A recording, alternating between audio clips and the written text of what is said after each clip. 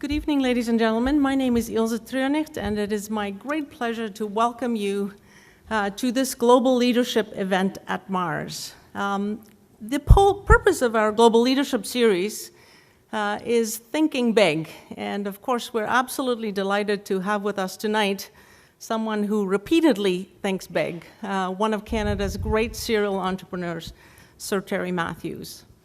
The format for tonight is an interactive discussion, and it is my task to introduce our host, the Honorable John Manley. And just for your information, we will also be filming this session so that we can make sure we can distill the pearls of wisdom for the larger MaRS community.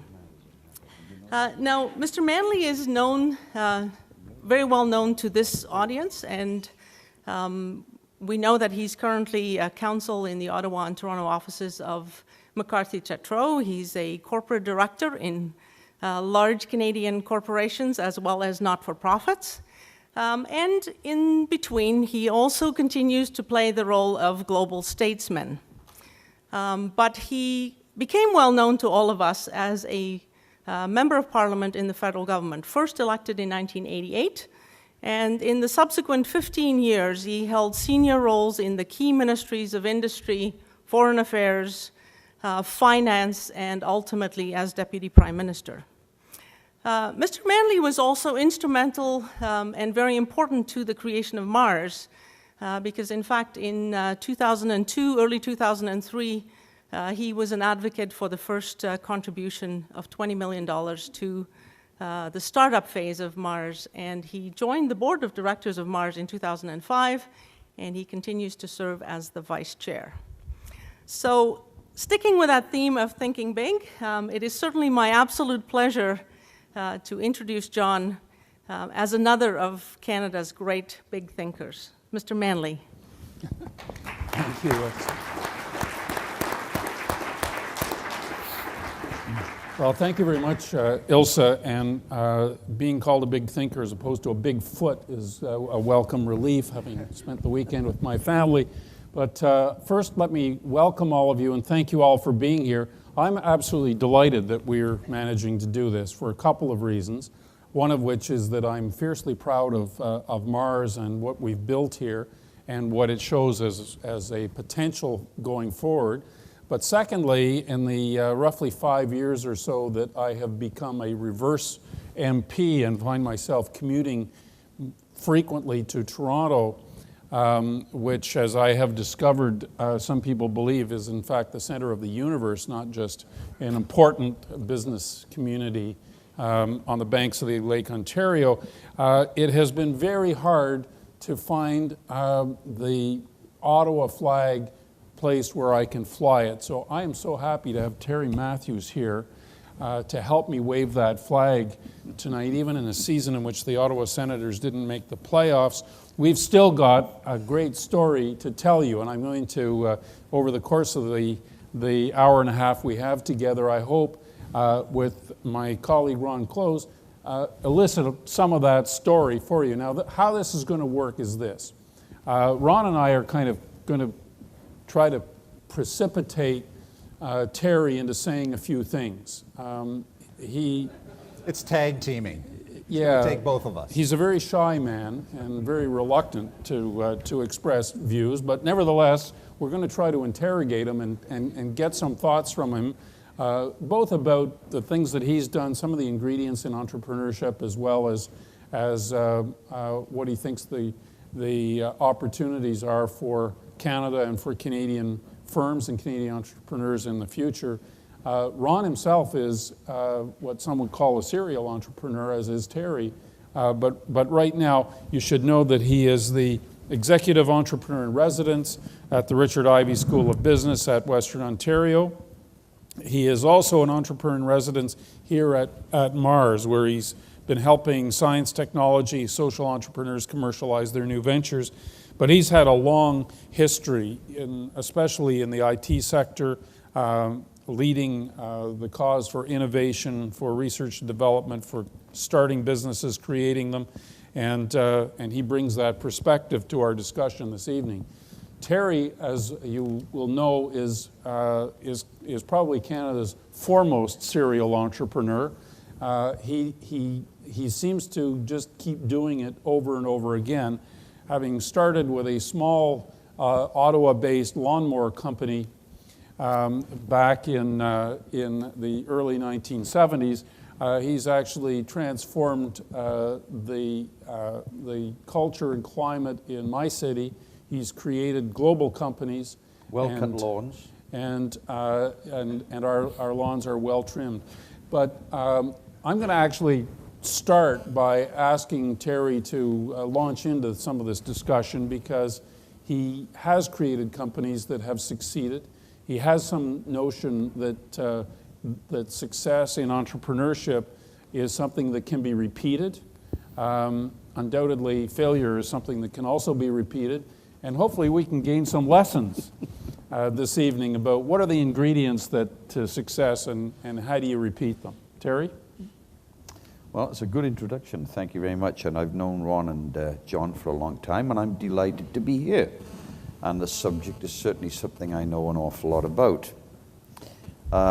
Where to start? In my career, I've set up, I think, 86 companies now, and I've lost 4, so not a bad record, really.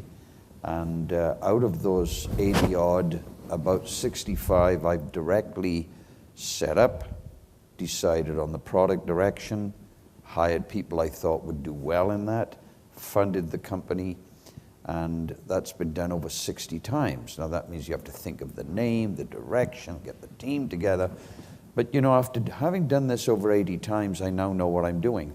I can do it well now. And it's been fun. I mean, apart from anything else, it's fun starting up a company, directing it, going around the planet and selling products and enjoying the clients. So my network of people that I work with over the years, they now, many of them very, very senior in our society, and also along the way meeting all kinds of clients, corporate clients, telephone operators, governments, and so on. So I have a long, long list of people that I would call, in most cases, friends. You know, that helps me continue. I bet there's a few would-be entrepreneurs in this room who are thinking, yeah, great. If I had Terry Matthews' capital, I could successfully start a company and get it rolling too. Now, John, I don't agree with that. Tell us about this lawnmower company. I mean, it's okay. Let's talk about the lawnmower. Mike had this great idea that we were building in North America, all kinds of townhouses, and the lawnmowers are silent, cordless electric. Mike Copeland. And he and I worked together. I invested $4,000. I borrowed from the Bank of Nova Scotia. I built up enough equity in the home, and I borrowed $4,000 and set up a little company called Mitel. Mike and I worked very hard at that. And his first idea was to bring in lawnmowers from North America. And I must say, I had a client lined up. Very important is I had a client lined up that thought it was a great idea, and that silence was a big thing. You can remember they couldn't land Concorde in New York at the time at Kennedy because of the noise. So noise pollution was a big thing. And townhouses being built all over the place, but with small lawns. Good idea. So I got hold of the cordless electric lawnmower company in Birmingham, in England. And they said, well, we don't actually know who you're about, but we don't have a distributor in North America. So we had a little deal. So the lawnmowers would have come in a container, and the container never arrived. As far as I was concerned, never arrived. All the shipping papers had been lost. So at first the shipping company said, well, often containers get washed over shore off the boats, and in a storm, this is quite a normal thing. And I find out that is normal. So I hadn't insured this shipment. I was very upset about it. So our first venture didn't work well. It was supposed to be ready for going into I mean, the whole thing was supposed to be agreed, and we were supposed to have these lawnmowers, shipments made to go into stores for the spring. They found the container in October. Now, this was a huge lesson that I learned in life. Timing in life is almost everything. You can't sell lawnmowers in Canada in October, November, December. You can't give them away in October, November, December. So I learned a very important lesson. Almost all the cash that I was able to have was wasted in these stupid lawnmowers. I've still got a few, by the way, if anybody wanted to buy some.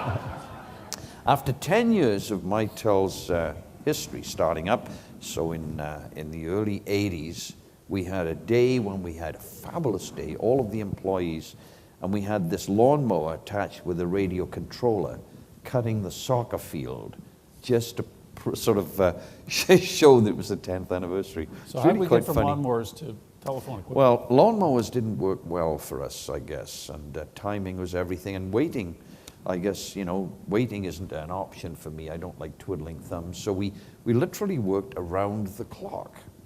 And it certainly didn't take much money, but we developed a new type of tone receiver, touch tone. Tone receivers at that time were about $1,500 a shot, 2 to a 19-inch rack, bought by telephone service providers and equipment makers, anybody that wanted touch tone. We developed some op-amp-based tone receivers where the RC filters were used to develop the right frequency center points and so on. And the upshot was we built tone receivers at about, it must have had a cost of, let's say, $30. And I decided we could make a huge hit by simply selling them at $150, not $1,500. We became the tone receiver kings. I got hold of the clients very early on, which, and in the client engagement explained to us how big it should be, what kind of outputs it had to have. So the technology was geared up to the client, and I was able to sell these things with about 80% gross profits at $150 each, not $1,500. And that fed the company very early. We funded the working capital by going after mainly Ottawa-based investors, a few from Toronto. I don't think there's any secret to that, but people from Gowling and Henderson's got involved, and the deal we struck was that for every $1,000 loaned to the company, a total of $120,000 in, that would entitle the lender to a $1 share. Now the company grew at a ferocious rate. That loan was paid back about 2 years later. But each $1 share grew to almost $3 million a share 10 years later.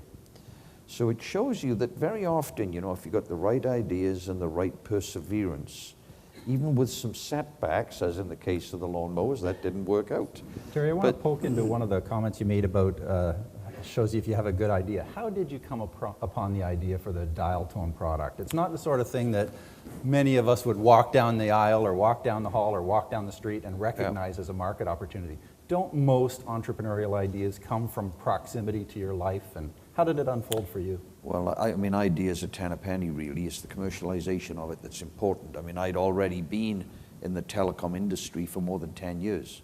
So I was already very, very familiar with the industry. In fact, if you look at my entire career, it's pretty much been based around the whole world of IT and networking and communications. That's where my expertise lie. That's where my connections lie to clients and other, people in my category, let's say, whether it's the CEO of Nortel or the CEO of BT or IT directors. I mean, this is my world. I can pick up the phone, call someone that are in that sector, and they recognize me generally in a way that I could dialogue and hone things down to a new product. So getting the product right, timing in life is almost everything.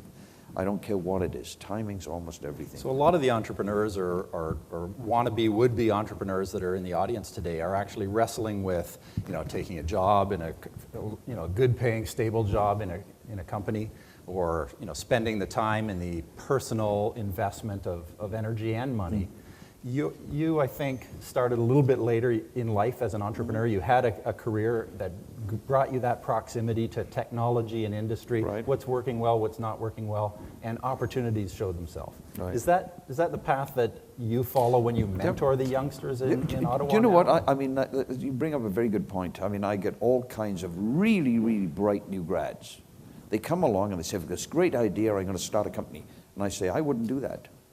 Get rid of the green and start, becoming knowledgeable about the industry first. Spend at least 2 or 3 years in a company. Start to get to know the environment you're in before you take that jump." And bright people can do really well if they do that, but not from the get-go. You would be amazed by the number of people I meet that are so enthusiastic. They'll take on almost anything. I mean, 20-year-old people can do anything, but they may not succeed. Tons of enthusiasm, tons of hard work. And by the way, I capture that. Most of the startups, even Mitel for that matter, whether it's, I've been through many companies as we've already discussed, but you look at Mitel, you look at the next company was a company called Datacom. Mitel did some incredible things. First of all, the tone receivers we talked about, and it was the first company to go after the world of PABXs, switches for a building, private automatic branch exchanges, using microprocessors. No one had ever done that before. Software driven, would you believe? Not hardware. I mean, the Nortel products at the time, or the Western Electric products at the time, or any of them, you'd take pliers to move pins around to get features and functions, hardware driven. And we were the first company to say, okay, we can make this software driven. We were the first company to really have what could be called a world product line. In a very short space of time, only 5 years from the time we introduced that product, which was in 1976, by, I would say 81, 82, we'd captured 90 different countries. 90 countries. Mexico, UK, Ireland, of course the United States and Canada, Czechoslovakia, China, would you believe, Hong Kong, New Zealand, boom, boom, boom, boom, boom. And it was because we were able to make software changes to the product to accommodate the local network, to accommodate local habits, local traditions, and so on, local language even. So incredibly successful. It took the company public in '79. But then the first affiliate, and that is the right word, I started up a company to get into equal access dialers. This is a time when the monopoly providers, as an example in the US, you take AT&T, had all of the long distance accepted territories that were GTE, and AT&T suddenly lost its monopoly on long distance. Well, along came MCI and other carriers for the long distance portion, but to gain access to those facilities, you dial a 7-digit code. What we did was decide, you know what, you could put a piece of gear in the way. As soon as you dial 1, it dials out that 7-digit code and it's invisible to you as the user. Called an equal access dialer. We added a little innovation in there that since companies had many, many trunks that they'd have to convert if they were to take advantage of the low-cost carriage for long distance, we put the dialer in place in such a way that it would program everything else sitting on the trunks. You program once, ripples across. So we dominated that sector. Now, quite unbelievable is that I call it an affiliated company because to get to the clients was very quick. The clients were already Mitel clients. So you didn't really need a lot of marketing and product management and salespeople to take advantage of the company and its connections from the get-go. So in the second year, that jumped to about $30 million, jumped to about 60, I think, the year after. And it stayed at a very high level of sales, massive gross margins, until the year 2000, and then suddenly it declined because the entire planet had moved to switching systems that had already accommodated equal access capabilities within the switches. So it's interesting. It stayed at a very high level for a long, long time. Now, the characterization that I wanted to get to you is that I started up most of these companies with new grads, a bias towards new graduates. And I'll tell you why. New graduates, are they typically married? No. Do they typically have children? No. Could they work around the clock? Yes. Will they work around the clock? Yes, they will.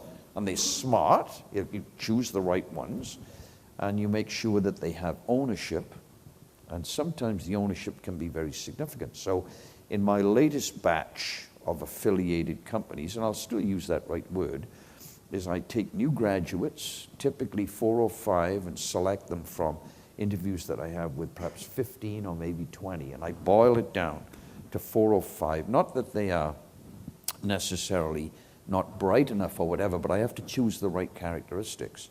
And I set companies up, and I pay them typically $25,000 a year. Now you'd say, well, why the hell would anybody work for you for $25,000 a year? When they've developed the product, which is less than a year typically, and I challenge them. I say, you know, here's my original card. I developed a product in 9 months. Maybe you can do the same. See, a little challenge. They typically work around the clock. Weekends, holidays, doesn't matter. They're excited. But then after a year, they own about half the company. So I'm employing them. As they get towards the product, they end up getting a huge ownership, equal to what you might call sweat equity. Now, the reason that you can develop the product so quickly is from the get-go. You attract that group, which is now to be forming the new company, and attach them to a bigger company. Just the way I developed the equal access dialer and address the clients through the Mitel salespeople. I mean, if I go along to France Telecom, or I mean, for that matter, or BT, or even Bell Canada, and you say, well, okay, you know, I'm Terry Matthews, and I've got this wonderful new product. My company's called Purple Lips. And they'll say, well, who's Purple Lips? Well, it's my company, and it's great. It's a great company. I really have this wonderful, shiny thing, and you're going to love it. Even if they want it, they will not buy from you. Because the probability of a startup company or a young company surviving is very low. So they won't put effort into designing your product in case you go out of business. They put all that work in. Maybe they've gone down a route to connect to clients and give them services, only to find that you're out of business, can't get the product anymore. So they won't do that. So the way to get around that problem is you work with a company that's already doing business. And you go into that company with a France Telecom or a BT or whatever, and you say, well, I'm from, let's say, Mitel.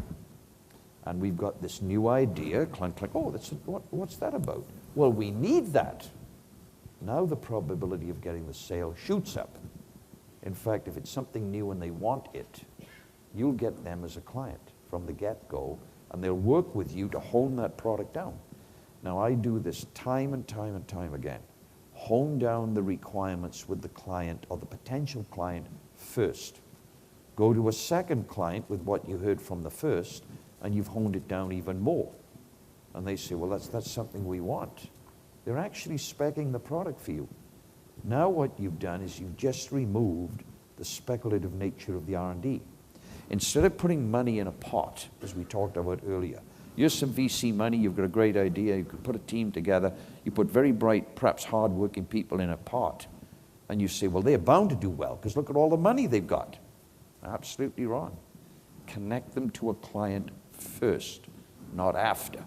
Don't develop in a speculative manner.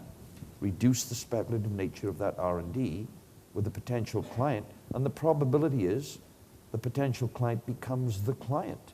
In particular, if you have people working around the clock and they develop a product in less than a year. That potential client becomes a client.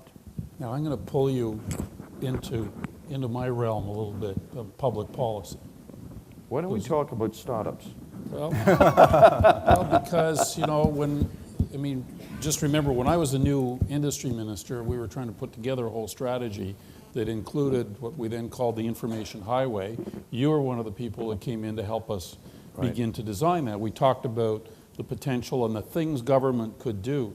During the course of the Chrétien government, certainly, a lot of investments were made in research infrastructure, in supporting graduate students, in being able to draw back some of the best and brightest that had left Canada, bring them back, make sure that we had research positions for them, a whole spate of things. But When I did the budget, as Ilse mentioned in 2003, when you looked at what we'd been doing, we said, well, this is good, but there's a gap here.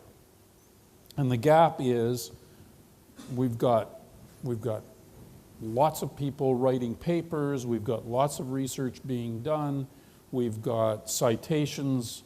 The University of Toronto is one of the most cited universities on the continent, but when it comes to actually producing commercial products, somehow or other, we don't seem to be keeping up. And when you look at the structure of the Canadian economy, at least at that time, it's shifted, and it's not probably shifted for the better. You'd have to say we were a natural resource-based economy with a large traditional manufacturing sector, principally in the automotive industries. Now we are just a natural resource-based economy, since we're not making that many cars anymore. So my question to you is, what are the elements that we ought to be looking to government to provide? Is it money? Is it support for research? Is it support in some fashion through the tax system? Your old friend John Roth, when I was the Minister of Industry, was constantly berating the government for the tax system, so much so that because I was the industry minister, Mr. Chrétien used to blame me for his outbursts.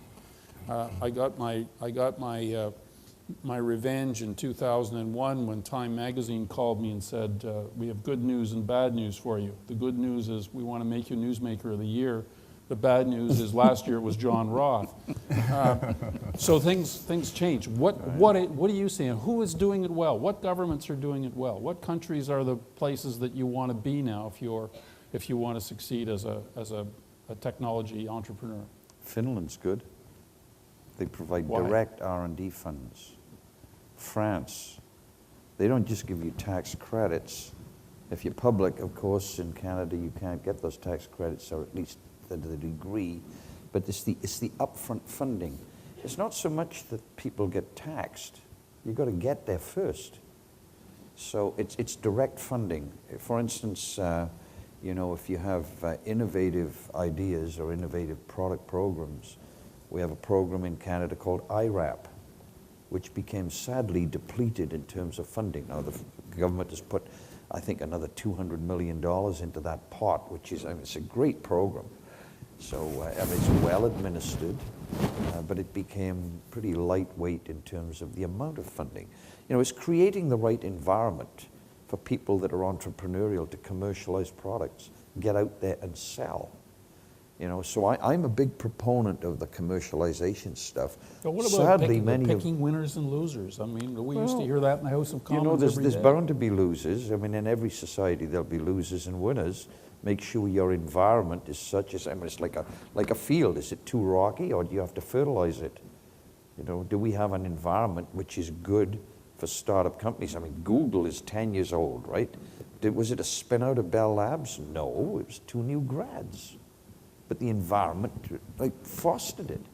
And so you've got a company in 10 years that's grown to the size of Microsoft. So the environment has to encourage people to be entrepreneurial. And okay, the tax credit program's good, but it's sadly not enough. Compare it with France, not good enough. Compare it with Finland, it's about 2 or 3 times out of line. In this society, there's lots and lots of government funding going into university research. How much of it is commercialized? There's a big gap. It doesn't get commercialized. I'm the sort of person that's on the industrial end of the scale, not basic research end of the scale. If you take a company and call it a going concern, that's the accounting world's way of discussing a company that's making sales and hopefully profits and so on. Well, a company that's a going concern, to be successful these days, I don't care whether somebody makes paper, shoes, glasses, you have to spend money on R&D to stay ahead. Well, the average for a successful company is 5%. Now, you can translate that. So here's a company that's running. For every 20 people, there's 1 person in R&D. We don't have enough of those. Well, if I was king and I was the taxman, I'd say, well, I want more of those 19 people taxed. Give me more of the 19, pay the other person. Just let them get, just pay them. Besides, the government takes half of it back in tax anyway. So it's really one in 40 equivalent, one could argue, right? So, I know, how do you encourage the one person in 20? How do you encourage going concerns from the basic research? If you just pour money into basic research, that's not making the society rich. What makes the society rich is having the other 19 people that could be there taxed. So the government ought, in my view, I don't care whether it's provincial or federal government, you should be looking after the going concerns, helping the going concerns do even better. You know, if you take, and what do I mean by that? I know I was lucky enough to be pretty well off when I bought all the shares back of Mitel in the year 2000. Well, I was able to invest like many hundreds of millions of dollars personally into new research that took the company into what's called voice over IP systems. Now, what effect has that had? If you look at the product line at the time, so use 100% of the sales, by the year 2004, it was down to less than 5%. If I hadn't have spent that money in R&D and been able to do it, I certainly wouldn't be here as the chairman of Mitel today. The company would have been dead because the entire technology's changed. Well, should I be funding that? Okay, I took a risk and I funded it. Perhaps the government should have bellied up a little bit too, because there are thousands of people being taxed by the fact that the company's still in business and growing with this new technology. You know, technology changes. Typically, there are massive opportunities roughly once every 20 years, maybe even 25 years. The last big thing in switching systems for buildings like this was TDM, software-driven, microprocessor-controlled TDM machines. Well, here you are 25 years later, the technology's moved to a broadband multimedia environment. Well, you're either there or you're not. Tenders come up, you either have the product or you don't have the product. Now, in the case of the original Mitel, we developed a microprocessor-controlled PBX, and in 1986, AT&T, the biggest service provider on the planet, came out with a tender. Now, I won that against 40 other suppliers, all much, much bigger. If I'd have come along a year later and said, look, you shouldn't have bought from that company. I've got a product 10 times better. They'd say, well, the tender was a year ago. Timing is everything. You have to absolutely be there with the right technology at the right time. And the government ought to be bellying up, in my view. I don't care how they belly up. In fact, I don't care who pays for the R&D, whether it's venture capital, whether it's government. At the end of the day, someone has to pay that R&D bill. Now, if you look at Google, do they really care that Chinese salaries for engineers is less than 1/10 of the US? You see, first mover advantage. They've got the market. The fact that China has R&D people that are less than 1/10 on salary, it's too late. They got first mover advantage on that particular product. So, you know, how do you compete in an environment where, on a world basis, there's such disparities between R&D salaries? First mover advantage. There are opportunities all the time. In fact, at this point in time, I don't think I've ever seen such a time when there are so many opportunities in the area that I'm in, which is really the move to broadband away from what's for 100 years been narrowband. Every single client type, hotels, hospitals, universities, retailers, transportation companies, government departments, they're all moving to a broadband multimedia environment. And not only that, there's a new media level that's never been there before, the content. So this whole area is explosive right now, just in my area. Then there are other areas, the development of new drugs and so on. It's an explosive area.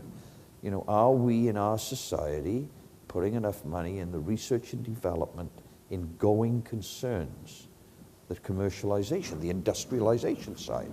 That's the side my bias is very heavily to. Terry, one of the interesting things about some of the members of the audience, probably 50% of the entrepreneurs out here are dealing in ICT, maybe 40% in life sciences, and the other 10 in a mishmash of materials and process and manufacturing and whatnot. On the ICT side, which is certainly your core there, I think many of these people also are seeing it as Model T days. You know, there's just so much disruption, so many things that are possible now that weren't possible before. To them, it's really not so much a question of government-supported R&D funding programs. What tips on some of those 80 companies that you launched, when you only had, I think you said 4 that you lost, that's in the face of odds like 9 out of 10 fail in the great unwashed masses. What did you do right? What can these people learn from that? I think connection to clients up front. You know, any company that I got involved in, that from the get-go sounded like they had great ideas, an area that even I knew about, so I could connect them to clients. They didn't connect properly to clients. You have to get potential clients on your side, and they become the clients. You must start the revenues up. So the asset you're leveraging is a relationship with a potential client, right, and you're surrounding them with love and care and attention and affection and giving them exactly what they want. The relationships. Yes, and helping them to define your product and then breathe life into it. Right, so there's the general area that you say, we're going to work in this area because we believe there's a great product could come out of this. Then the actual connection to the client. Now, the interesting thing about the new grads, I know I spoke earlier and we had a little laugh about the fact, 4 or 5 new grads work around the clock. Do they have a manager and a director and a vice president and a president and a budget? You see the time lag or the time constant to make changes in a big R&D group and a big company is very long. But a small group, they turn on a dime. I mean, the new grads that I work with, if there's a change in requirements, it's instant change. They don't say, well, shall I make this change? Can we get some budget for making that? It's immediate. They turn on a dime. So the response to the potential client is very, very good, and the time to new product is typically less than a year. So that all of the time, the attempt is to get first revenues in less than a year. And we drive it very hard to do that. And of course, big celebration, first client, first sale, it's great. And there's so much fun in building companies. I don't care whether it's 1,000 people growing to 10,000 or 4 people growing to 10, 20, 40, and so on. The other thing is it's much easier to grow 4 people to 8 and 12 and so on than to take 10,000 people and grow to 20,000. So in any society, but in particular in Canada, I think it's so much easier to encourage small companies to grow.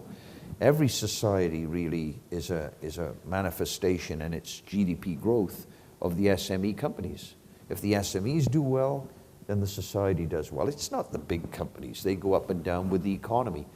But the economic growth is the SMEs. Encourage that lot to become big.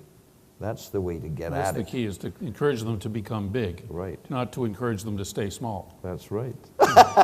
Some of our policies, I think, could be said That's to do right. that, but I want to take you into something. Now, I know that being a lawyer, you'll be familiar with that big lead blanket called Sarbanes-Oxley, which I have zero time for. And the other thing I have zero time for is SOP 97.2. I've never seen such stupid legislation in all my life. Okay. You want to talk about that? But I want to take you back to something Anybody else. in the room know what SOP 97.2 is? Anybody? Hands up. Anybody in accounting in the room? That's why nobody knows about it. In fact, most accountants don't know about it either. It's so complicated, I've never seen anything like it in my life. Imagine having revenues, whatever they might be, and you've actually been paid. So you say, okay, it's a good deal. It's sold the product, I got paid for it. And the auditors now say, well, okay, you have to deduct 5 or 6 or 7 or 8 or 9, 10% of that. You say, well, that's dumb. I've been paid. That's right. Dumb. Future warranty expenses. Well, let me ask you this. You incorporated in 1979. Within about 2 years, interest rates were 18 to 20%.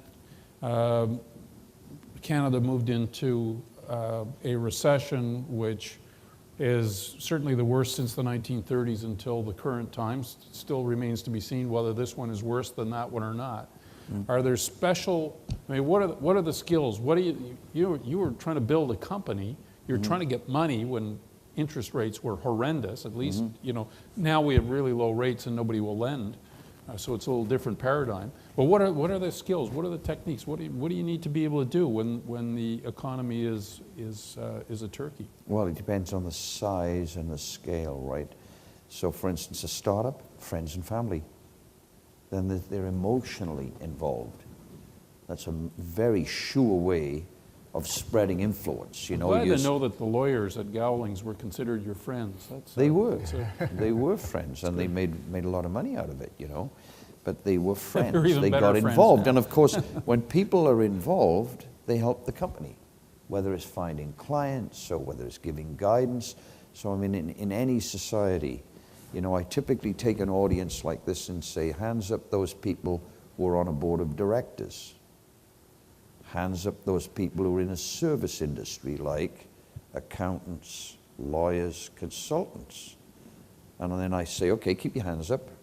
Stand up those that are on boards of directors or investing in high tech in some sort of company. You'd be surprised how many people just do not invest and don't participate enough to help. Like it's a societal thing. You have to have the society involved. Get involved and help. Grow the companies. Because very often it'll be some enthusiastic youngsters, and they might be in their 20s, and somebody with a little gray hair can make a huge impact. Don't do that, do this. That's silly doing that, And so they develop expertise based on their guidance. So guidance, mentorship is an incredibly important thing. Now, I'm lucky enough to have gone through startup companies so many times now, and the people I work with, they trust me. And they know that I only have the best intentions in mind. So consequently, I say, well, I wouldn't do that for the following reasons, because they don't do it. There's no argument, because I've done it before. So that helps a huge amount. The mentorship is incredibly important. So, when there's people in society that's lawyers and even doctors, dentists, or whatever, you'd be surprised how many people can get involved and make some sort of a commitment to help put some equity in companies and just run through that curve and up it comes. It happens. So everyone should damn well get involved. Create the right environment to grow companies. And in particular, those companies which are knowledge-based. I mean, it's nice to live in Ottawa, as an example. There's no strip mills. There's no smoky industries. It's brain power. And a fair bit of that brain power is in technology companies that are clean, environmentally good companies, and so on. So you talk about the lawnmowers. Sorry, go ahead. Just on the environment, though, is Canada a good environment? Is Ontario a good environment? What do we need to do to make it better? Well, there's some rules right now that need changing. Most people, if they're not aware of it, Section 116, those tax certificates, people outside the country who are interested in investing, if they make a gain or get liquidity, they want to take money out, they have to be registered as a Canadian taxpayer. Even the LPs, the limited partners. So, I mean, this is just a totally dumb rule. Why it didn't go through legislation a couple of years ago, I don't know. All the paperwork's done. But it shows a lack of understanding of the environment that we live in by those people that are in charge of our legislation. They just... It's not that they don't want to, they just sometimes can't relate. The Philistines. There was a better time. No, but partisan audience here. So John, how do people relate to this? By getting involved. Then they understand the environment. And if they understand the environment, that's one item, and then understand a specific company, they get involved, they get some pleasure out of seeing the company grow, they invest their time and their money, and they help it grow. But it sounds like when you say Section 116, sounds like what you're saying to me is there are some things that could be fixed. But overall, this is a pretty good environment. It's not a bad environment. It's not as good as it's been. And the things like Section 116 certificates, I think things like Nortel meltdown has upset a lot of people. And by the way, it hurts the next generation that says, well, I don't want to join that industry. It's going down. So it's definitely hurt it. Now, I'm pretty active in going across the country and hiring new grads and putting the new grads together with people I know that have let's say, some history in the high-tech area and putting them together. And the combination's very, very good, by the way, very good. And because I have a reputation of developing companies that are successful, I don't have all that much trouble in raising funds. But it's not like a venture capital. It's really company by company, and I'm very active in taking my sort of network of people I've known for a long time and informing them of what's going on. I start about five companies a year, and I'm about to scale it up. Terry, we're in an environment right here where, we have a nice mix of entrepreneurial companies, entrepreneurial talent, and service industries of VCs and angel investors and lawyers and whatnot that are trying to create and stimulate just that very environment, I think, that you talk about. It's kind of an interesting challenge, I think, that we're running into, and I wonder if you think, is money available? Will good guys with a good and compelling business plan find money? And if not, what's going wrong?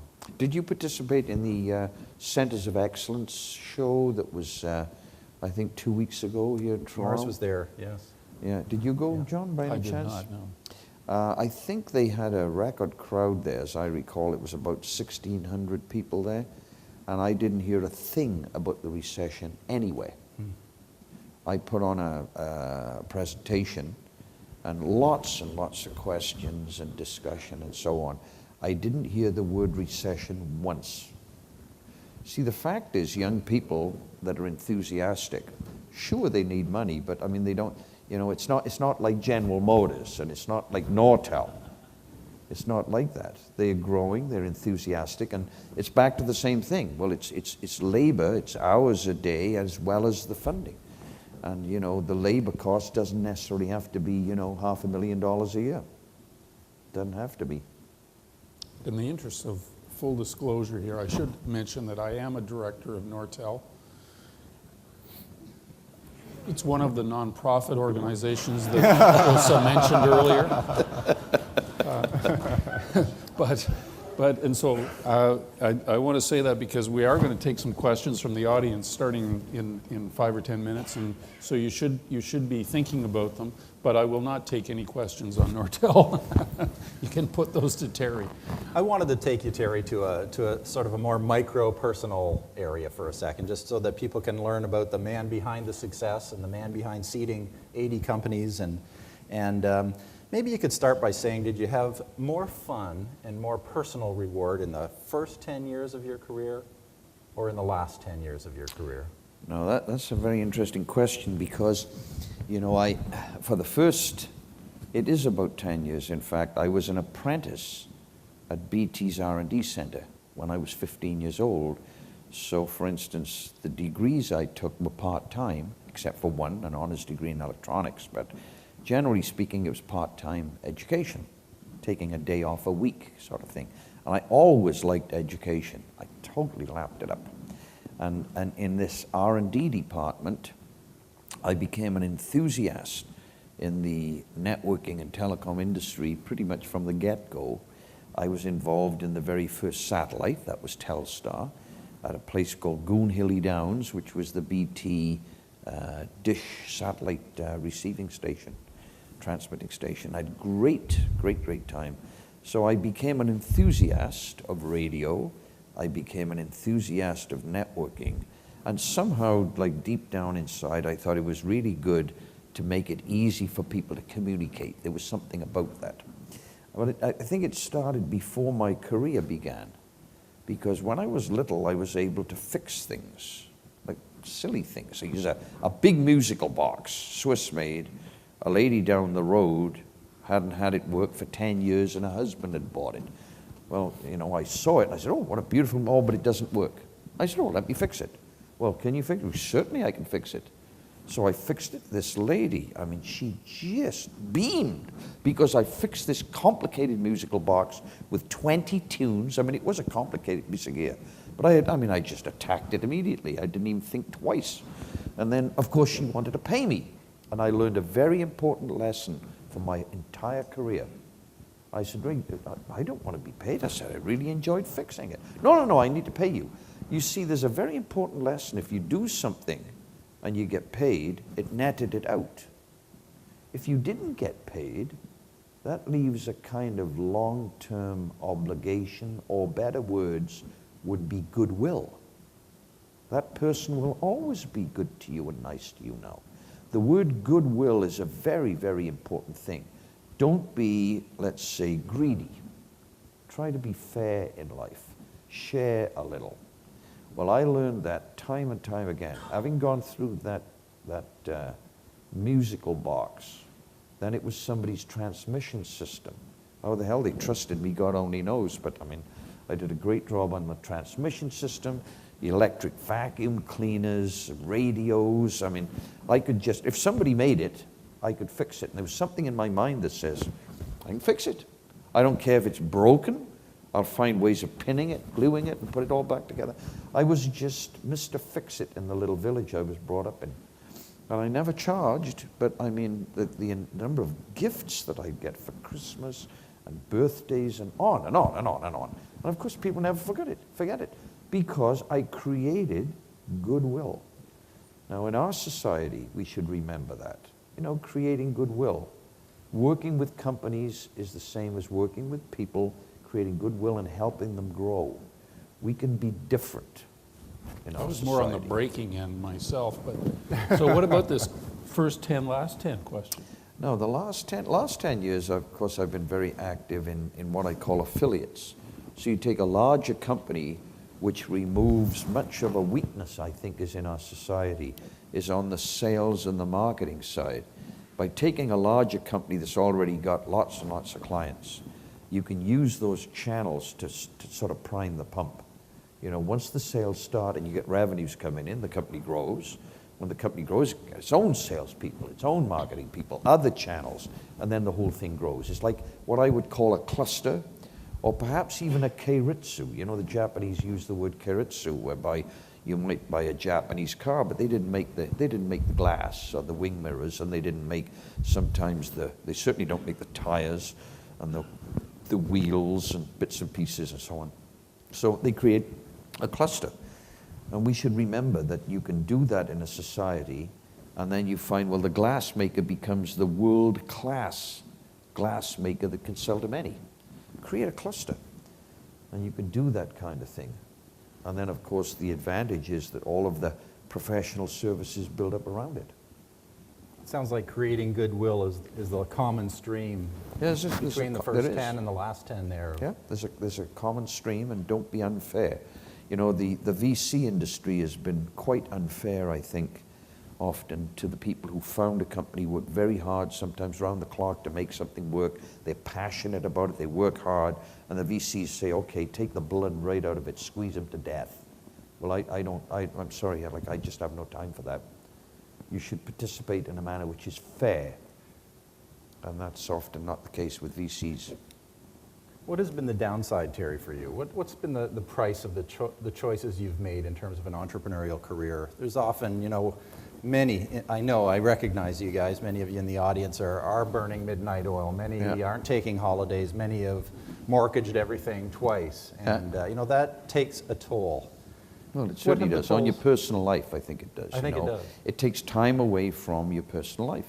Like it just does, unless it becomes molded into your personal life. So, I mean, for me, it's like a hobby. If I was retired, I'd still want to do it. So you'd say, well, that's what you were doing before. That's right. So you make it like a family issue. So the family's involved, which is in my case, as an example, the family's involved. So just get at it and make the people that you work with part of a larger family. One of the most important things, perhaps I should mention, is communication skills, let's say. And it's not difficult to understand. If you're doing something and somebody's invested in it, if you don't tell them what's going on, they feel isolated. So when I start companies up, this affiliate program that we talked about with new graduates and then people with a little graying hair guiding them and so on, I absolutely insist that they have quarterly reports. Now, the typical reaction of the company says, well, we don't have sales yet. It's got nothing to do with it. I didn't say you had to have sales. but you have to inform the stakeholders, and even those that are family members, let's say, or friends that have no stake in the company. Inform them anyway. And then when you come to the point that you say, well, we are looking for equity, the chances are they'll put money in because they know about it. Why do they know about it? Because you informed them. So this is not a very difficult skill that's required, and it's not very difficult to understand. Quarterly reports, like a sync pulse. You put out a quarterly report. And the first couple of sentences, we had a good quarter. There's a lot in those words. We didn't have a good quarter. There's a lot in those words. What were the sales? Maybe the sales were nothing. What was the cash position? Like these are absolutely not difficult things to understand. So you send it out, presumably, to those people who are supporters, friends, family, business acquaintances, and it just says what you've done. Here's some new people that were hired. There's a new opportunity over here. Somebody say, well, I know the CEO of that company. Let me help you out. It's all in the communications and the solicitation of feedback. And in particular, the employees need to know what's going on. Starting at the highest level of abstraction and then drilling down. It's a little bit like saying, we're going on a trip. Okay, which direction? Would it be nice to say, we are going west? Well, at least the direction is roughly right. I didn't say Portage Street, Winnipeg, because I didn't actually know. But at least if you're going west, you know at least you're going in the rough direction. Then when you say, well, okay, we're actually going to go through Winnipeg. Good, that's good. Now we're going down Portage Street. Well, okay, now you've narrowed it. And when you're in a high-tech area, you often don't yet know exactly. It's a bit like a soccer game, I tell people. You know, you're playing soccer, you've got a great team, presumably the team are all good as far as you're concerned, but you don't know where the goalposts are. That's the nature of new technology. You don't know where the goalposts are. And if you communicate with the team members and not dictate, do as I say, wrong thing to do. Let's talk about what the game plan is to the best of our knowledge. Comes with quarterly reports, comes with all staff meetings. And then quietly, if you find out where those goalposts are before the opposing team, you win the game. Terry, I love the reporting. I love the inclusion and the disclosure and hiring adults and treating them like adults and surrounding them with all the information you can, because you just don't know what you don't know. Right. And so just tell them, share what you can. Now, I play some tricks. I do play tricks, I must admit. You know, here's an all-staff meeting, and by the way, I've met many companies with this number of people, and I'll plant somebody like it might be a secretary from over here, it might be an R&D engineer, and I'll say, John, ask this question. And so John asked the question, and I said, well, John, that's a very difficult question to answer, but thank you for asking that. Yes, sales did go down last quarter, but the order intake was very good. Thank you for asking that question. And then I'll give a gift. People say, oh, you just got a new camera. I've got a question. Of course, it primes the pump, a little gift to start it up. Now, there's always in every crowd... We don't have any gifts, but we are going for questions. John, there's always in every crowd an awkward sod. Somebody that's a really strong individual, but might be against you.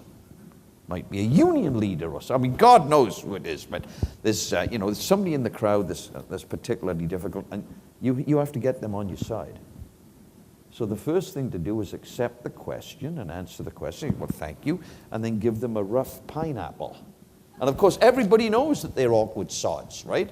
And you give them a gift, and it's a pineapple with all these spiky bits on it. And I say, well, here's a pineapple. Do with it what you can.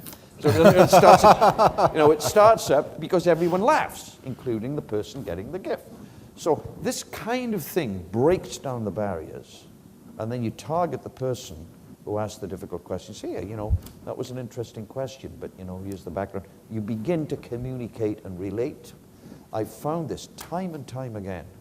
Here's a tough individual. We can't get rid of them because they're the best designer, or, somebody very important that's tough, real hard mother that always asks the tough questions. And after a few meetings like that, they are actually on your side and say, well, look, don't ask that question because they're on your side, defending you. It's the way to relate to the crowd. The crowd has to behave like a team, and the team has to win. not an individual. It's a team thing. Who wants the first pineapple? There's up here. There's a portable mic coming to you, and there's one on the other side as well. Okay.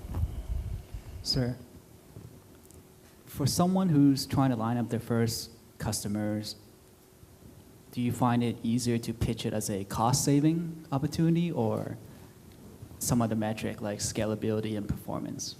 Sorry, I didn't quite understand that question. I'm sorry. Is it easier to pitch a product as a cost-saving product or a product which makes it easier to scale the solution or Well, no, boost it performance? could be either way. I mean, the question is really, what did the client want? If the client says, well, you know, I'm buying these products right now, but it's very costly for me if I had something lower cost. What would the client could say anything to you. So you choose an area where you have some expertise and you think that this area of business, this product or service or whatever, is of interest to the client, or potential client, I mean, and you connect. And then the dialogue that ends up with that client begins to define the product or the service. And that makes the difference. I mean, if the client says, well, I wouldn't get into that area, then you obviously chose a very bad area, and you probably chose a bad client. Choose a client that's friendly.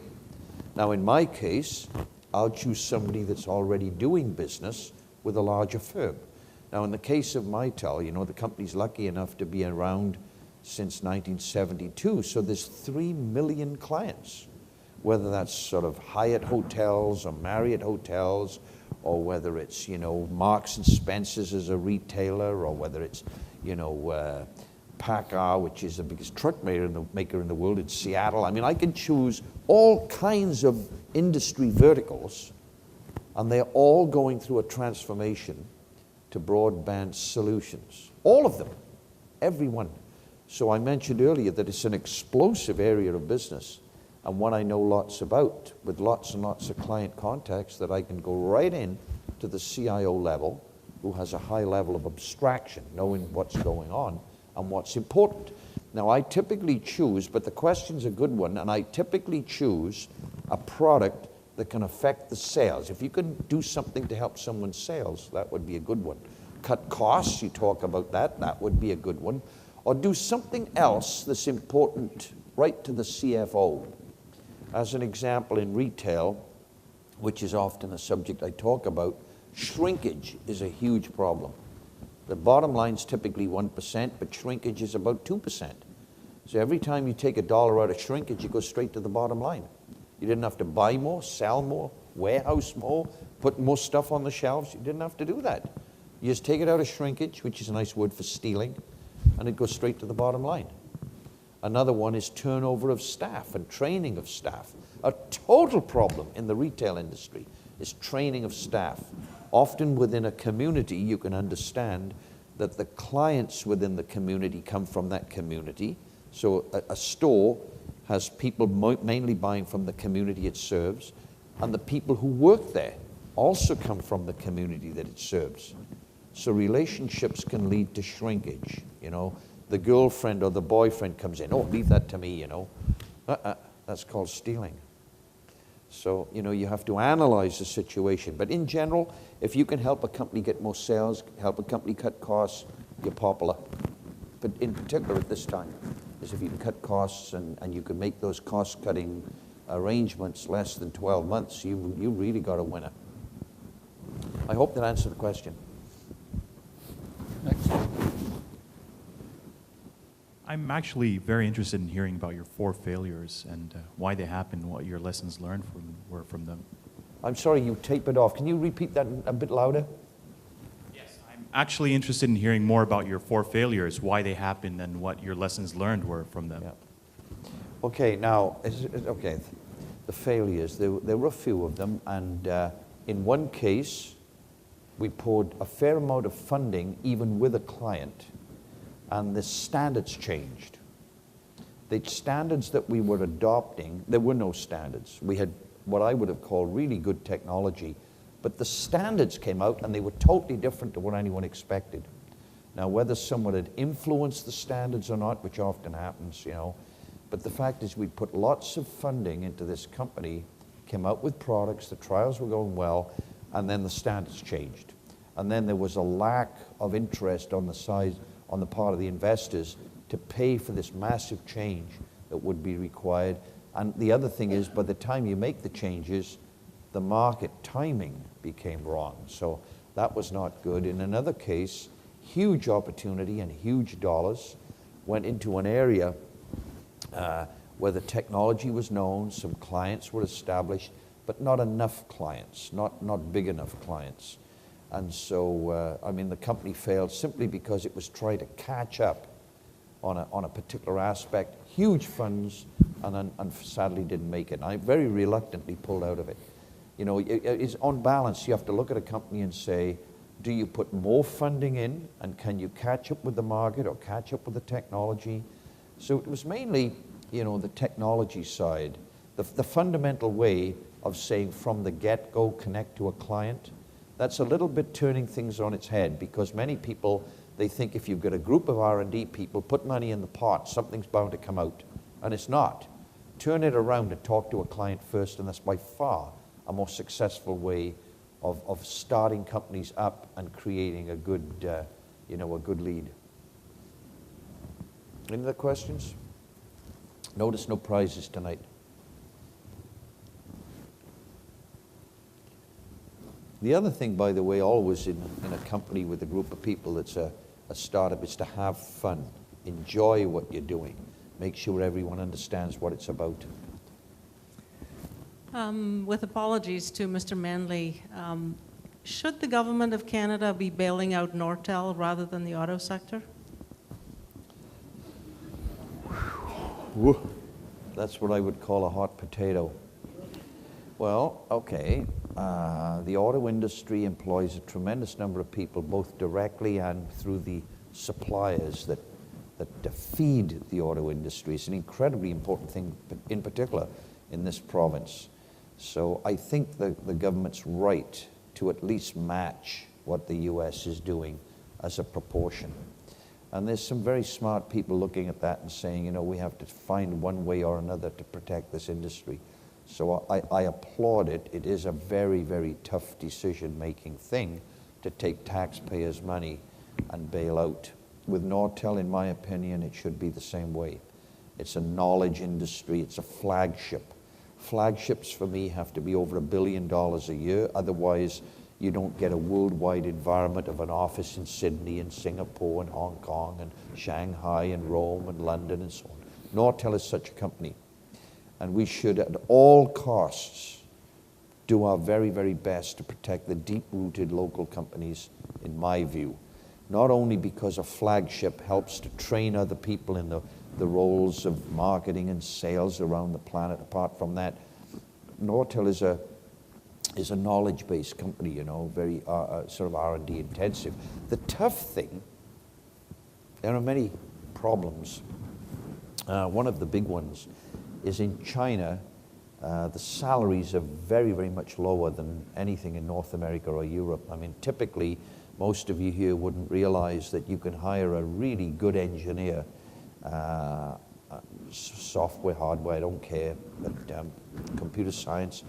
You go to India and you'd pay about $7,000 a year. That's a year, not a month.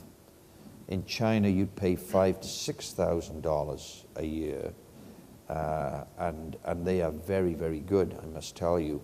Now, how do you take a society like Canada and compete with that? Because labor is involved in everything in the high-tech industry.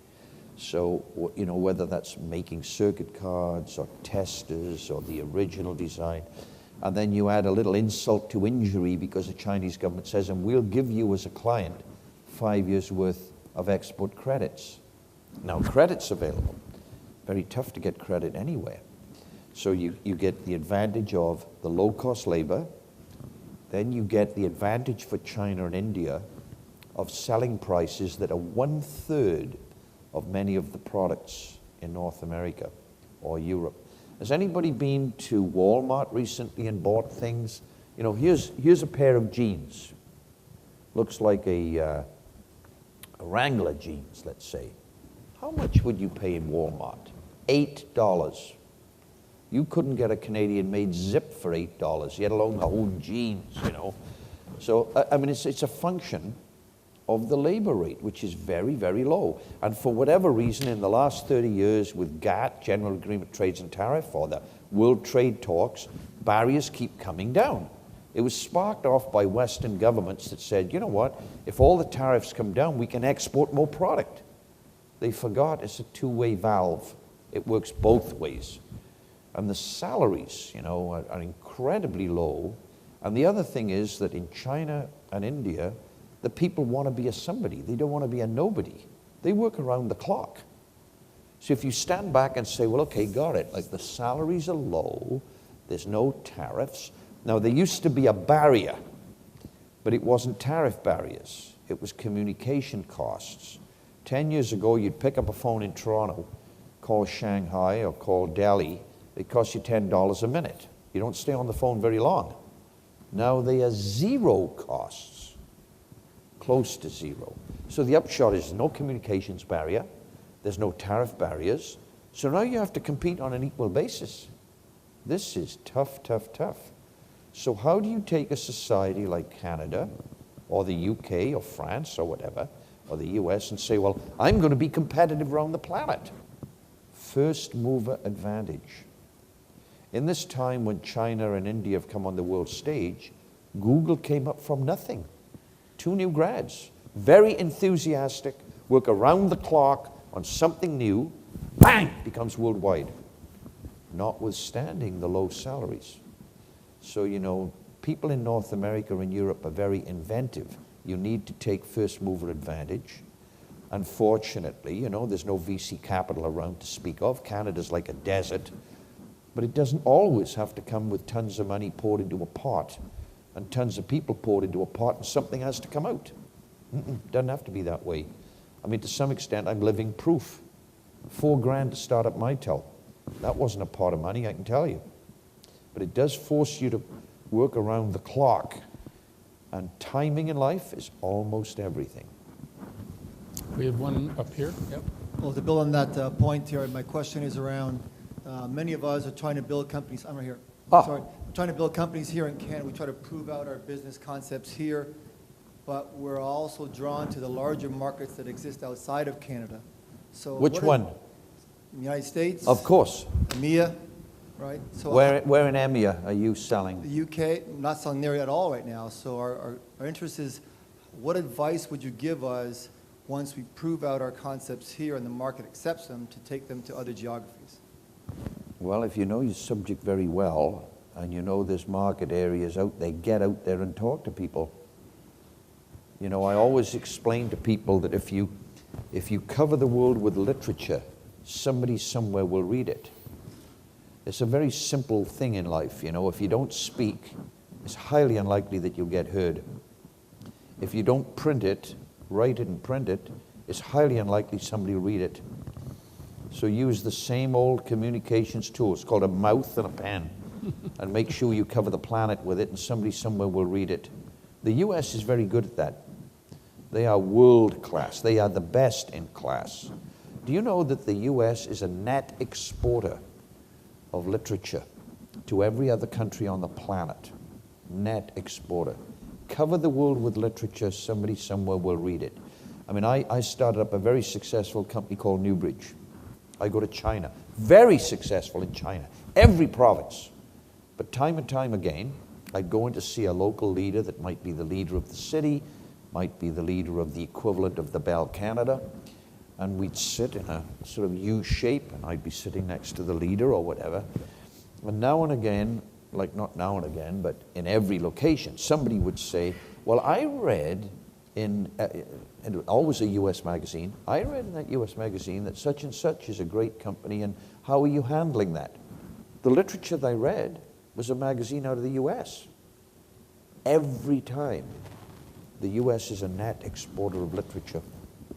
So we have to learn about the power of the pen and the power of the word. If you don't speak, you definitely don't get heard. So you want somebody to buy your product around the planet, you make damn sure that you put a lot of literature out. And this, in this day and age, it's made very easy because of websites. You know, when you look at a website, the website is whatever you write. Was it a company of 10,000 people or 5 people? How do you know the difference? It's whatever's on the website. So you have to portray yourself the way you want to be and portray yourself in a manner which doesn't have to lie. You know, unfortunately in Canada, we tend to be sometimes like over-honest. Over-honest. Now what, I mean, you're either honest or you're not honest. How many people in this room have gone through a 50-kilometer zone at 60 kilometers an hour? Don't put your hands up because everybody will put their hands up. So you see, technically you broke the law. I bet you didn't pull over to a police car and say, I was doing 60 in that 50 zone, would that be all right? You see, that's what I would call being overly honest. So don't be overly honest. You know, you say what's important to get the business. At the end of the day, you'll be rated on whether you did business well and whether you were a good partner with the other company. Don't be overly honest. And the technologies available today to get into websites, to tell the story, make sure it's good. You know, this is what you don't want to do in a startup. Ring, ring, hello? Is that Mitel Corporation? Yes, it is. Can I speak to Mike? Mike, pick up the phone. Okay, how many people in the company? You already stated it. A totally different thing is ring, ring, good morning, Mitel Corporation. Now, you don't know how big it is. Can I speak to Terry Matthews? Yes, that'll be extension 9734, Building B. Now, at no time was that a lie. I never lied. At no time was that a lie. Did I leave you with an impression that we would be able to complete a contract, that you could rely on the company to do something with you? And the answer is yes, I did. And that was the very early beginnings of Mitel. Ring, ring. Good morning, Mitel Corporation. Terry Matthews here? Yes, that'll be extension 9437. Left you with an impression. Wasn't lying. Now, if you said, how many people in the company? There'd be no need to ask that question because I've already left you with an impression that was very good. Only one company out of 100 would typically visit. Now, when I started Mitel up, that one company was Bell Canada. They had to visit. Like they had to visit. Didn't they have to visit? Was that me? Was I the one visiting you at that time? No, this was, you wouldn't have been very old in 1972, right? That's right. Okay, so in 1972, so I was in None the of us JC's was. building in Canada, in the Ottawa area, and the JC's building had Dr. Labinet, who was a dentist, Dr. Jones, who was a doctor, Johnson Controls, and of course JC's and Mitel. And I clad the sign, and I brought furniture from home into what would otherwise have been the reception area for the building, but it looked as though it was Mitel. And I said, well, you know, I said, this is Bell Canada people, and I said, you know, you'll see a lot of people around this building, but you know, our main business is security-based electronics, and most of the people, I don't want you talking to them because it's basically work that we can't discuss. The telecom side is brand new for us. So, you see, the important thing is, did you get the business? That's the important thing. And of course, I got the business. But it was totally fabricated. Bell Canada is, I don't want to say they're easy to fool, because that's not good to say. But they're very thorough. And at the end of the day, if the product worked well, and they liked the product, then it starts the relationship up. Seems that this principle that you should only answer the exact question asked is That's a right. common one. I'm hearing about it lately. Is there a Lawyers would question relate over to here? that, wouldn't they, John? Lawyers tell people that. Was there a question on this side? Yep. I just heard a report today that many of our Canadian secondary industries and others have been losing on their promotions to the U.S. because of the Buy American philosophy that is now in place. Do you have any comment? Oh, what a hot potato this one is. You know, I mean, it is true, you know, you tried to sell equipment from Canada into a city government or a federal government or whatever. Now, you see, this is not such a simple answer as you might think. First of all, the answer, of course, is yes, that they do practice that kind of thing, but it's much bigger than you think. You see, for many years, the biggest organizations, let's say the Ontario government, the City of Toronto, City of Ottawa, the federal government, and so on, they buy from systems integrators. That means they are removed away from the technology and they buy from someone that accumulates the technology into a solution set. Now, you might say, well, what's wrong with that? Because they get the best bid that they can. It creates competition with those companies that are systems integrators. The problem is, by far, the vast majority are US systems integrators, IBM, HP, CSC, EDS, and so on. And anyone in the industry would already know that. But the complication arises when you look beyond that. You see, the US government has the biggest buying of services and technology in the world because, of course, it's a big economy, a big government, and so on. And the biggest piece part of that is the Department of Defense, which is by American policy because it's a defense carve-out. When the US goes around the world with world trade talks and general agreements on trades and tariffs, they have carve-outs. Now, by the way, I believe in carve-outs. We just don't exercise it here in Canada. The carve-outs, anything Department of Defense, minority rights, female-owned companies can have 5% of all of the business of a city or a state. So if you have a female-owned electronics or technology company, you only have to sit next to a fax machine. You don't need salespeople. It just comes through anyway. I've never seen such a wonderful machine in my life as a fax machine with a female-owned company. So they have minority rights, they have female-owned, they have Department of Defense, and other things, you understand? So if you go to the Dulles Access Road from Washington, I had actually, the first office at Dulles was a Mitel office, because I understand the biggest client in the world for electronics is the US government. So I like going where the client is, not somewhere else. I like going where the client is. Then, of course, you get all of the advantages of the fact, well, meet me for a beer after dinner, let's talk about the business, because it's geographically very close.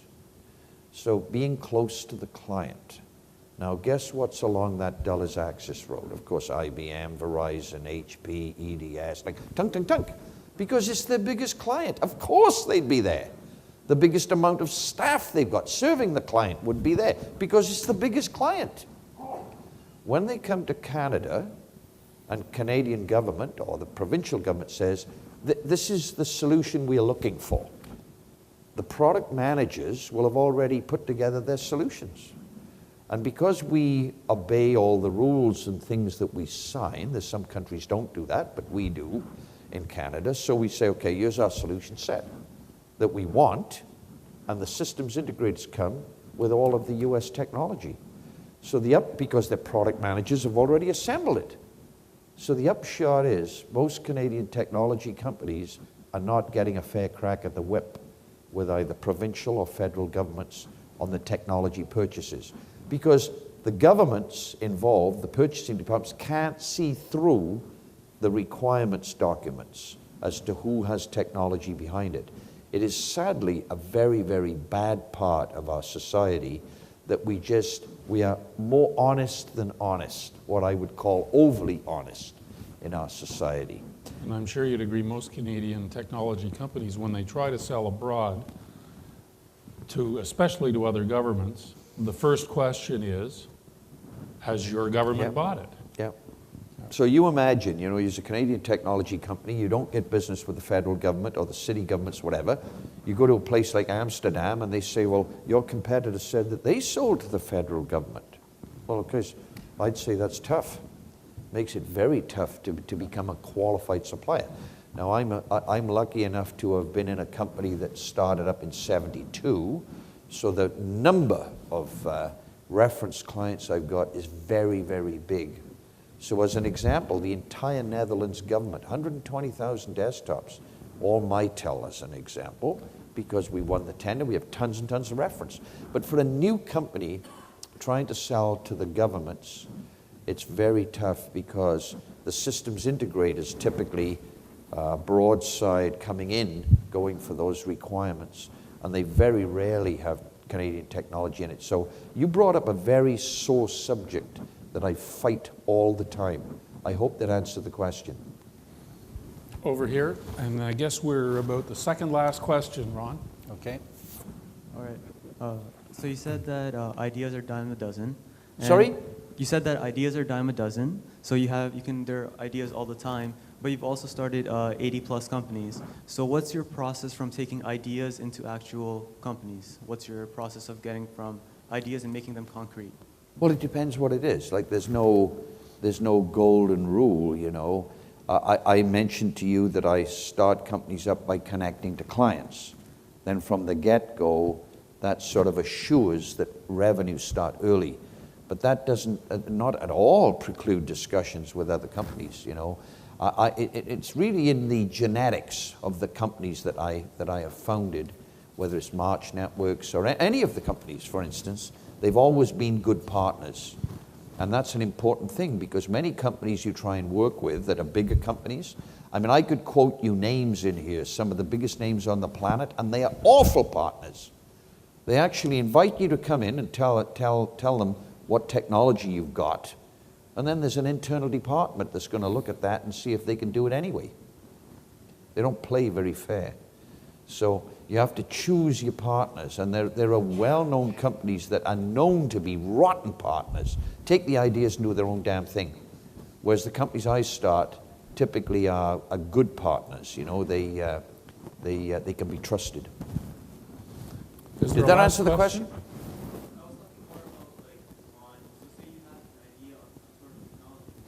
Right.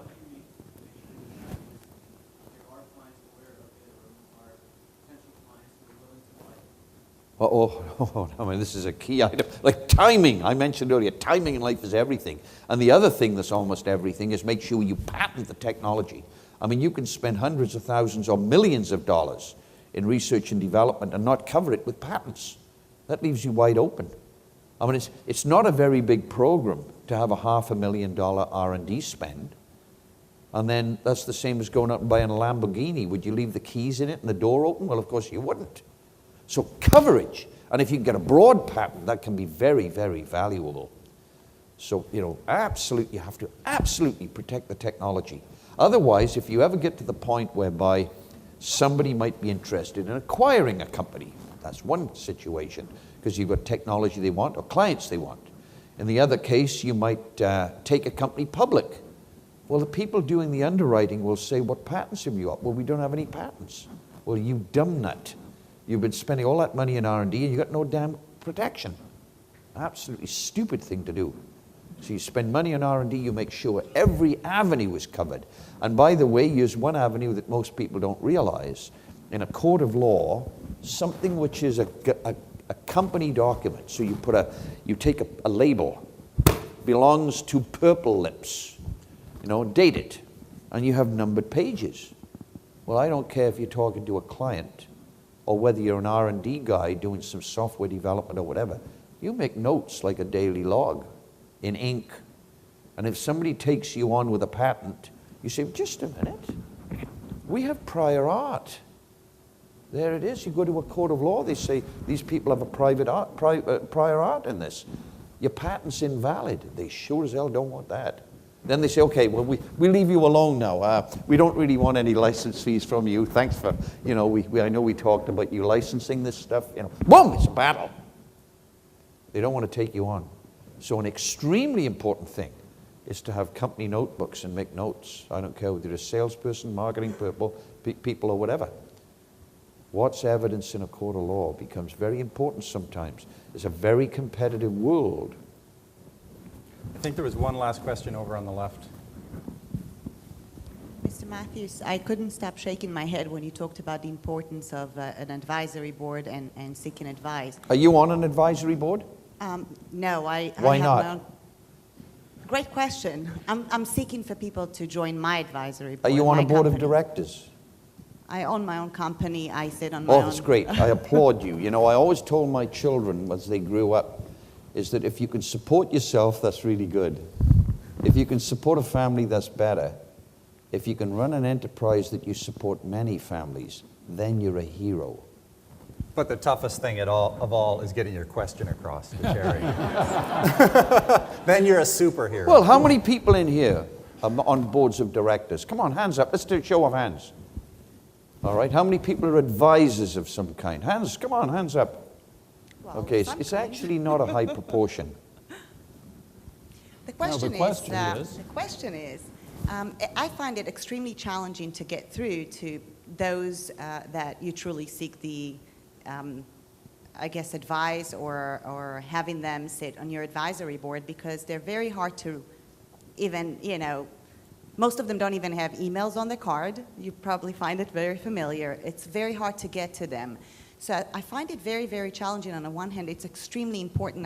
I find it crucial for anybody to be able to take their company to the next level without reaching out and seeking advice. On the other hand, those that you really want their advice are either too important, too busy, or you can't get a hold of them. Any tricks, because you had some interesting tricks, any tricks on how to do that?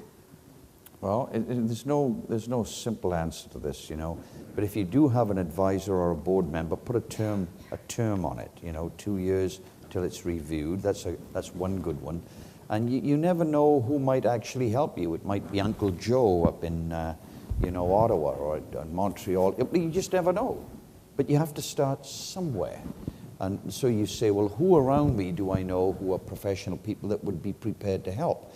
Now, I'm hoping that in our society, lots of people say, hey, I'll help out. In particular, those people that are, let's say, semi-retired with time on their hands. There are many professional people that say, you know, I'm 65 or whatever, and, you know, it's time for me to retire, but they still get a little fed up insulating the roof and repaving the drive, and they dug the garden and vegetable garden 4 times last week, and the wife or the husband says, you know, why don't we go to the movies again twice tonight? Like, they get fed up with that because they're still active and they still have a hell of a network of people that are useful. So it's back to the same old thing. If you don't speak, you won't get heard. If you don't print it, definitely won't get read. If you call up the Globe and Mail and you got something interesting, at least they know about it. They may not print it, but they might print it. Are you semi-retiring anytime soon? Sorry? Are you semi-retiring? considering Well, semi-retirement actually, it's funny you say anytime that. soon? You see, I retired, I suppose, when I joined this industry at all, because to me it's a hobby, right? And Auntie Jane lived till she was 108, so you'll see me around a little while yet. So if I reached out to you again after this, you won't think I'm stalking you from the Discovery one? And don't forget the MaRS network as a source of advisors and board members. That's as right. well. Now, I told all the executives earlier on that I'd take that little a and put a capital A and then call it MaRS God of War. For those that know the host planet suite, I mean, MaRS God of War, is that ever rising to action? Oh, anybody ever heard the planet suite with MaRS? Fabulous. Da-da-da-da-da-da-da. Because, hey, make a little noise. Enjoy yourself. Don't sit down and do nothing. Make a lot of noise and have a bit of fun. Well, with that, that's a good spot to end on, I think. All Ron. right. Well, thank you for participating, and I've enjoyed it very much.